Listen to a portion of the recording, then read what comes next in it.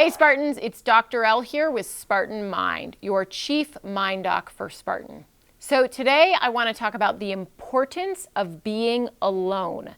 Yes, being alone.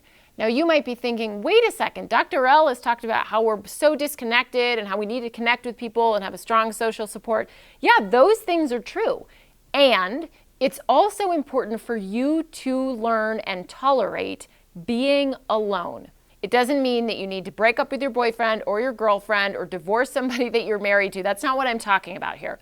What I'm talking about is that it's really important for you to be alone with your thoughts, with your feelings, and with yourself regularly.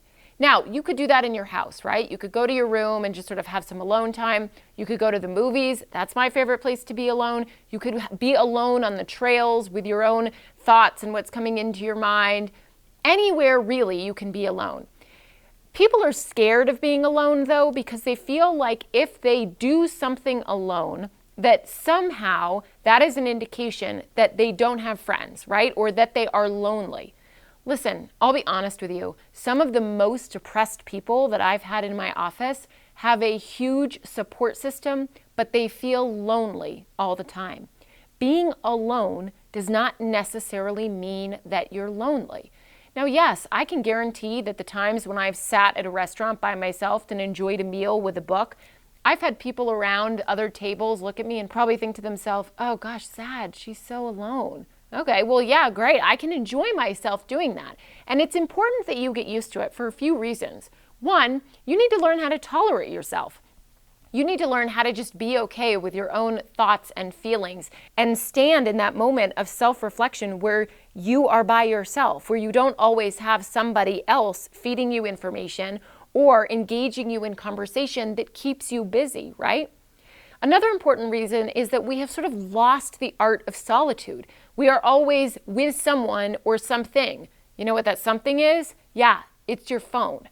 And so if you're always on your phone, you're always using your phone, then you're not engaging with your own thought processes, right? You're letting other people dictate how you feel. You're waking up and you're immediately checking your email, and that sets the tone for the day. It's important that you tap into yourself, that you tune into what's going on with you. And being alone sometimes can help facilitate that. And the next is being alone is an excellent practice for you to challenge that idea that being by yourself is somehow a measure of your worth or value. It's not. We can be alone and be just as worthy and valuable and deserving of love and belonging. Being with somebody doesn't mean that we're any more of those things, okay? And when you practice being alone, when you practice going to the movie by yourself or having a meal by yourself or getting a cup of coffee by yourself, those are the things that remind you that you're just as worthy and valuable as you were before when you were out with a bunch of friends or when you were running the trails with a colleague, okay? So practice being alone. Once a week, do something by yourself, okay? And I'm going to challenge you to maybe do it in public. Go get a meal by yourself. See what that feels like. Challenge all of those beliefs that come up for you sitting at the table. When you go to the hostess station, you say, just one, please.